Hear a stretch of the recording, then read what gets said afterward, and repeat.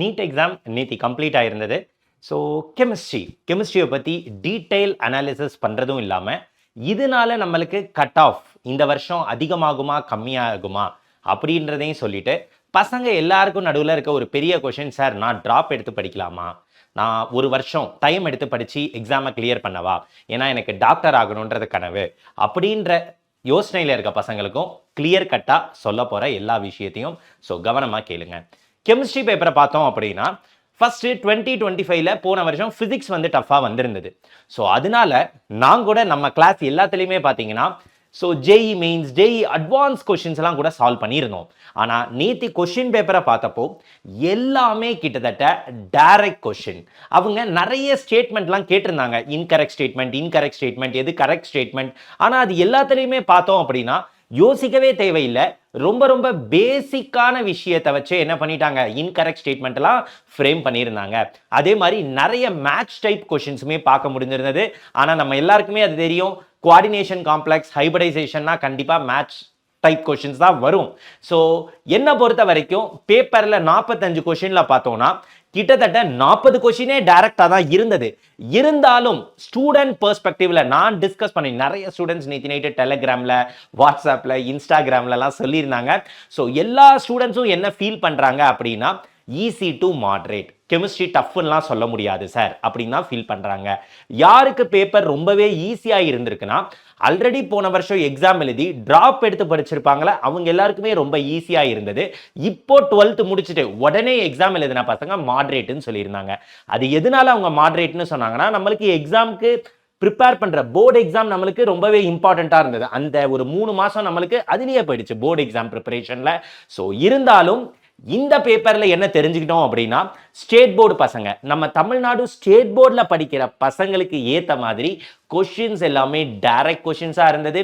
இது ஒரு நல்ல ஆப்பர்ச்சுனிட்டி எக்ஸாமில் நல்ல மார்க் எடுக்கிறதுக்கு. அப்போ கெமிஸ்ட்ரி பேப்பரை பொறுத்த வரைக்கும் ஈஸி டு மாடரேட், ஆனால் கொஞ்சம் லென்த்தி பேப்பர். ஏன்னா இப்போ டீச்சராக நான் ஒரு கொஷினை பார்க்கும்போது வேகமாக சால்வ் பண்ணிடலாம். ஆனால் ஸ்டூடெண்ட்டாக நம்ம எக்ஸாம் ஹாலில் உட்காந்து சால்வ் பண்ணணும்னா கண்டிப்பாக படித்து பண்ணும்போது டைம் எடுக்கும். ஸோ அதனால ஈஸி டு மாடரேட் பேப்பர், ஆனால் லென்த்தி பேப்பர், கண்டிப்பாக டைம் வந்து கன்சியூம் ஆயிருக்கும் ஸ்டூடெண்ட்ஸ்க்கு.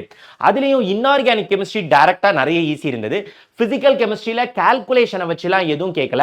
ஆனால் சில கொஷின்ஸ் வந்து ஒரு 2-3 கொஷின்ஸ் தான் நம்மளுக்கு லென்த்தியாக இருந்திருக்கும் நியூமரிக்கல்ஸ் பண்ணுறதுக்கு. ஸோ அந்த கொஷினை நான் என்ன பண்ணியிருக்கேன், அந்த ஒரு கொஷினை டிஃபிகல்ட்டில் ஆட் பண்ணியிருக்கேன். ஆர்கானிக் கெமிஸ்ட்ரியிலையுமே ப்ராக்டிக்கல் கெமிஸ்ட்ரி எல்லாம் ரொம்ப ஈஸியாக தான் இருந்தது. எல்லா ப்ராக்டிக்கல் பேஸ்டில் கேட்டுட்டாங்க, எதுவுமே எஸ்டிமேஷன் பண்ணுங்க அந்த மாதிரி கொஷின்ஸ் நம்ம பார்க்க முடியல. இருந்தாலும் ஆர்கானிக் கெமிஸ்ட்ரியில் அந்த ஒரு ஃபீனோன் அசிட்டோஃபீனோனை வச்சு ஒரு கொஷின் வந்திருக்கும், பார்த்துருப்பீங்க, ரைட்? ஸோ அந்த மாதிரி கொஷின்ஸ் நம்மளுக்கு ரொம்பவே கொஞ்சம் டஃப்பான கொஷின். எதனால சொல்கிறேன் அப்படின்னா எல்லா பசங்களாலையும் அந்த மாதிரி கொஷின்ஸை அட்டன் பண்ண முடியாது. To not give fillings test அப்படின்னு கொடுத்துருந்தாங்க. 99.99% கீட்டோன் தான். ஆனால் அதுக்கு அடுத்த இருந்த 2வது பார்ட் ரியாக்ஷன் நிறைய பசங்களால் பண்ண முடியல. அதனால அந்த கொஷினையுமே நான் டிஃபிகல்ட்டில் இன்க்ளூட் பண்ணியிருக்கேன். அப்போ மாடரேட் என்ன மாதிரி கொஷின்ஸ் இன்க்ளூட் பண்ணியிருக்கீங்க சார் 4 கொஷின் அப்படின்னு பார்த்தீங்கன்னா கொஞ்சம் கான்செப்சுவல். இப்போ பஃபர் சொல்யூஷனை பேஸ் பண்ணி ஒரு கொஸ்டின் வந்தது. Equal concentration of X minus and ஹெச்எக்ஸ்னு கொடுத்துருந்தாங்க வீக் ஆசிட். அப்போ என்னதான் நம்ம சால்வ் பண்ணாலும் ஃபைனலாக அந்த லாக் டேர்ம் வராது. பட் இருந்தாலும் அது எக்ஸாம் ஸ்பாட்டில் அந்த ப்ரெஷரில் பசங்களுக்கு யோசிச்சு எழுத கண்டிப்பாக டைம் எடுத்திருக்கும். ஸோ அந்த மாதிரியான கொஸ்டின்லாம் நான் என்ன பண்ணியிருக்கேன், மீடியம் கொஸ்டினில் ஆட் பண்ணியிருக்கேன். அதே மாதிரி காம்ப்ளெக்ஸ், கண்டிப்பாக ஒரு காம்ப்ளெக்ஸ்க்கு ஹைபிரிடைசேஷன் என்னதான் நான் ஷார்ட்கட்லாம் சொல்லி கொடுத்துருந்தாலும் அந்த மாதிரி கொஷின்ஸுமே சால்வ் பண்ணும்போது எக்ஸாமில் நம்மளுக்கு கொஞ்சம் டைம் கன்சியூமிங். ஸோ எப்படி பார்த்தாலும் ஈஸி டைரக்ட் கொஷின்னா ஒரு 38 கொஷின் வைக்கலாம், அதுக்கு கீழே நம்ம சொல்ல முடியாது. அப்போ 38 கொஷின் நம்மளுக்கு ஈஸி டைரக்ட் கொஷின்னா அப்போ எல்லா ஸ்டூடெண்ட்னாலையுமே ஈஸியாக என்ன பண்ணியிருக்க முடியும், 152. சரி, ஓகே, 152 வேணா நம்ம என்ன பண்ணலாம், 150+ எல்லாருனாலையுமே ஸ்கோர் பண்ண முடியும் கெமிஸ்ட்ரியில். அப்போ எல்லா ஸ்டூடெண்ட்ஸுமே 150+ ஸ்கோர் பண்ணிட்டாங்கன்னா கட் ஆஃப், இந்த வருஷம் கட் ஆஃப் என்ன சார் ஆகும்? ஃபர்ஸ்ட் ஒரு விஷயம், கட் ஆஃப்ன்றது ஒரு சப்ஜெக்டை மட்டும் வச்சு டிசைட் பண்றது இல்லை. அதே மாதிரி ஓகே சார் எல்லா ஸ்டூடெண்ட்டோட மார்க்கை வச்சு சொல்றது இல்லை. நம்மளுக்கு கவர்மெண்ட் கிட்டேருந்து சில டேட்டா வரணும். இன்னும் கொஞ்சம் நேரத்தில் இன்னைக்கோ நாளைக்கோ கண்டிப்பாக என்டிஏ சில டேட்டாஸ் ரிலீஸ் பண்ணுவாங்க. எவ்வளோ ஸ்டூடெண்ட் எழுதியிருக்காங்க, எத்தனை ஸ்டூடெண்ட் எழுதலை, இந்த மாதிரி எல்லா டேட்டாஸ் ரேங்கிங் இதெல்லாம் வச்சு தான் நம்மளால எக்ஸாக்டாக சொல்ல முடியும். இருந்தாலும் இந்த டைம் ஏன்னா இந்நேரம் நம்ம வீட்டில் எல்லாரும் சொல்ல ஆரம்பிச்சிருப்பாங்க, எந்த காலேஜ் கிடைக்கும்டா, போன வருஷத்தோட கட் ஆஃப் என்ன. ஒரே ஒரு விஷயம் சொல்கிறேன், கட் ஆஃப் பொறுத்த வரைக்கும் போன வருஷத்தோட கம்பேர் பண்ணும்போது கண்டிப்பா கட் ஆஃப் அதிகமாக தான் இருக்கும்.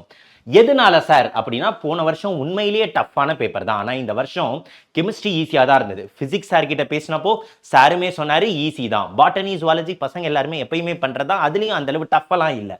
அப்போது போன வருஷத்தோட கம்பேர் பண்ணும்போது கட் ஆஃப் அதிகமாகும். சார் அப்போ எங்களால் கம்பேர் பண்ணி பார்க்க முடியாதா சார் அப்படின்னு கேட்டிங்கன்னா, கண்டிப்பாக போன வருஷ கட் ஆஃபை நம்ம கம்பேர் பண்ணக்கூடாது. ஏன்னா அது கண்டிப்பாக தப்பு. ஆனால் நீங்கள் என்ன பண்ணலாம், 2024 கட் ஆஃபோட நீங்கள் கம்பேர் பண்ணி பார்க்கலாம் உங்கள் ரா மார்க்கை. எதனால இதை சொல்கிறேன்னா, போன வருஷம் டஃப்பான பேப்பர், இந்த வருஷம் ஈஸியான பேப்பர், ஸோ கட் ஆஃப் அதிகமாகும். ஆனால் 2024 பேப்பரும் 2026 பேப்பரும் ஓரளவு மேட்ச் ஆகுது. கெமிஸ்ட்ரி பெர்ஸ்பெக்டிவ்ல சொல்லணும் அப்படின்னா 2024ம் இதே மாதிரியான ஈஸி பேப்பர் தான். பேப்பரை பார்த்தீங்கன்னா தெரியும், நிறைய டைரக்ட் கொஸ்டின் இருந்திருக்கும். 2026 பேப்பரும் அதே மாதிரி தான் இருக்கும்.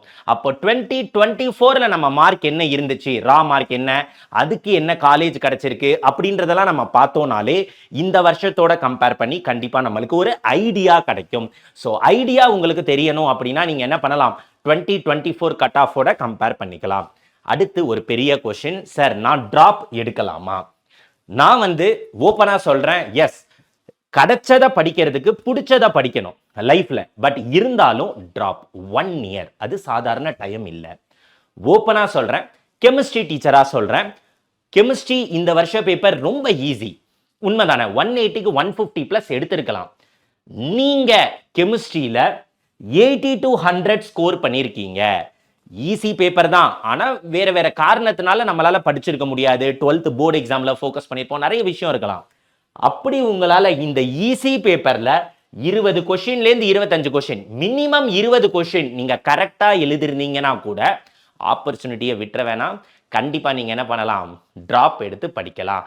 ஏன்னா அந்த அளவு ப்ரிப்பரேஷன் இல்லாமையே உங்களால் 20 கொஸ்டின் கரெக்டாக எழுதியிருக்க முடியுது அப்படின்னா கண்டிப்பாக உங்களால் என்ன பண்ண முடியும், அடுத்த வருஷம் நம்ம ப்ரிப்பேர் பண்ணீங்க என் கூட சேர்ந்து அப்படின்னா உங்களால் நிச்சயமாக இப்போ ஆல்ரெடி நம்மக்கிட்ட படித்த பசங்க எப்படி நல்ல ஈஸியாக எழுதியிருக்காங்களோ, ஃபுல் மார்க் வரும்லாம் எக்ஸ்பெக்ட் பண்ணுறாங்களோ, அதை மாதிரி உங்களாலேயும் கெமிஸ்ட்ரியில் ஈஸியாக மார்க் ஸ்கோர் பண்ண முடியும். ஸோ அதுக்காக டிராப்பர் பேட்ச் யக்கின் தமிழ் ஸ்டார்ட் ஆக போது ஜூன் மாதத்துலேருந்து. ஸோ நீங்கள் ட்ராப் எடுக்கலாமா வேணாமா அப்படின்றது கெமிஸ்ட்ரியை வச்சு டிசைட் பண்ணணும். அப்படின்னா இந்த மார்க் ரேஞ்சில் நம்ம மார்க் இருந்தது அப்படின்னா, இந்த பேப்பர் 2026 ஈஸி பேப்பரில் என்னோட மார்க் 80 இருக்கு சார் அப்படின்னா கண்டிப்பாக நம்ம ட்ராப் எடுத்து படித்தோம்னா நம்மளால் கண்டிப்பாக பண்ண முடியும். ஓகேவா? ஸோ இதுதான் கம்ப்ளீட் பேப்பர் அனாலிசிஸ். மெயினாக நீங்கள் எக்ஸாம் எப்படி எழுதியிருக்கீங்க, நீங்கள் கரண்ட் 12th ஸ்டூடெண்ட்டா, ட்ராப்பரா, நீங்கள் எப்படி எக்ஸாம் எழுதியிருக்கீங்க, கெமிஸ்ட்ரி நீங்கள் எப்படி ஃபீல் பண்ணீங்க அப்படின்றத எனக்கு கமெண்ட் செக்ஷனில் கமெண்ட்டில் சொல்லுங்கள். அடுத்த வீடியோவில் உங்கள் எல்லாரையும் நான் மீட் பண்ணுறேன்.